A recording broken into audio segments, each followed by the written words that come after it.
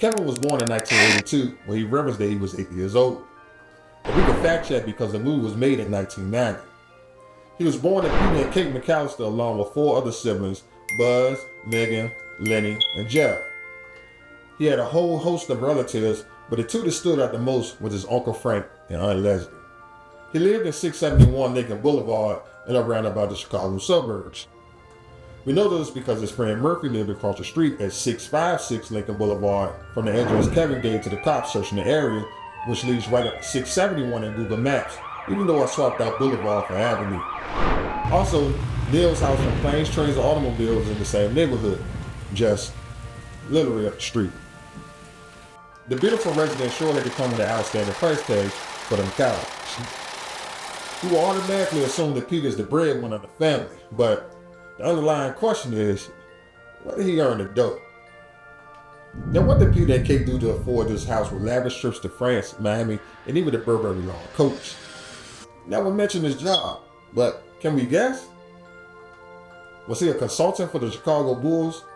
Well, we can see the Chicago Bulls references all through the house, like the Jordan posters, billboards, and jerseys. But can we really say that because they do live in the surrounding areas of Chicago? Could he be a part of the mob because his laid-back demeanor, nonchalant responses, and immediate access to loads of cash? I don't know, personally. Kate was more like the housewife, but had an extravagant fashion sense, so she may have her dealings in the fashion world as a career. Despite the financial stability, Peter and Kate experienced marital instability. Peter leaves Kate for a reach rendezvous with Nell and Calvin. When Kevin was 8, he wished his family away would lead us to the adventures of him being home alone. I hope I never see any jerks again. Quick-witted and fast-thinking along with built-in humor gave the 8-year-old the ability to outsmart a pair of brainless burglars, while Virgin and Henry Ryan, also known as a wedding sticky daggers. Kevin also became enemies with Mars' wife and mother down the road from stopping her from kidnapping the prince. Kevin stopped their home invasion from the bandits and they would have got away with it too if it wasn't for one meddling kid report. See, Harry dressed up as a police officer to check out the homes on the street to see who was going to be home. He must have went to at least 3 other homes as an officer because he knew the light schedule when he was going to be gone. 671. Now. And that's the one, Marvin. Old man Marley assisted Kevin, but he was terrified of him because he was known as a serial killer in the neighborhood by the kids. Kevin was always terrified of someone who ends up helping him catch Marvin and Harry over the years. The pigeon lady and also Mr. Prescott. And to think, all this occurred because a storm came and knocked out the electricity. Now let's get into the psychological mind of Kevin. He was very aggressive and angry, especially to his mother. I am upstairs, dummy. He constantly has to fight for attention from others, and this is probably the connection of him being the youngest in the crew. In response to being overlooked but constantly blamed, he has a tendency to choose behaviors to give him the craze, but he does it the wrong way. For one, this is the reason why he got left behind. Bad behavior placed him in the attic. He was on the level of like a kid MacGyver. He could crack blowtorches from the ceiling, and remove the door handles from tool chests, or electrical shakers. It's clever for a kid. Even with using stuff around the house to get Marv off of him, such as Buzz Tarantula. Those traps were good enough to put Marv and Harry in jail away from burglary. Get all tore up. You're gonna call the cops. He's not calling it from a treehouse. Imagine if it was 10 years later. Better yet, the first consumer cell phone was made in 1973, so Marv isn't so dumb after all. Speaking of Buzz in jail, he ended up being an officer of the law as a grown-up. Wonder if he ever investigated his dad after him. Did Kevin have a secret maid service? Because that house was spot clean in the morning.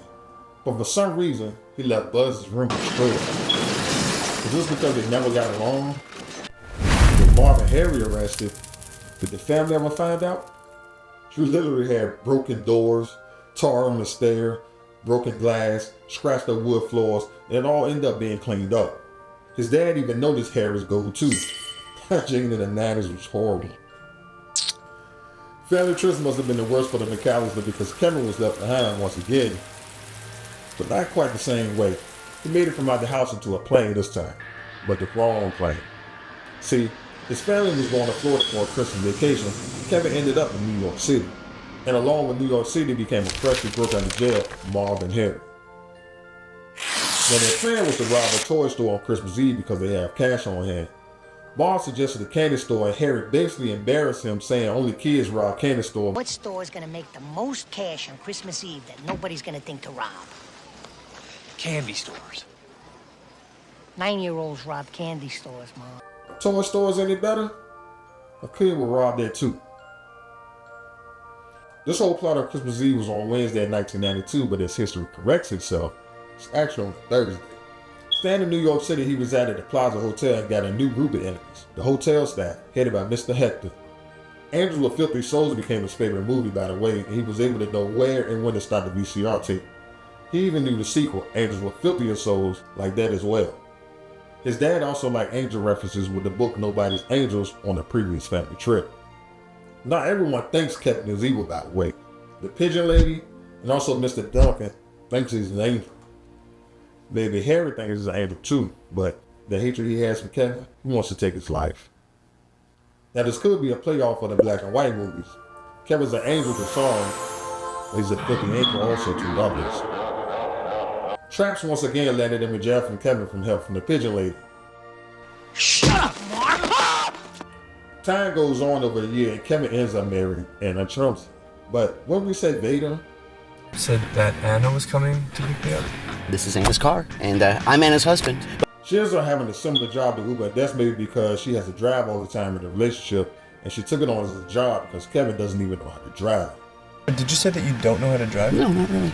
So take it from Kevin. Never marry your childhood sweetheart. Peace.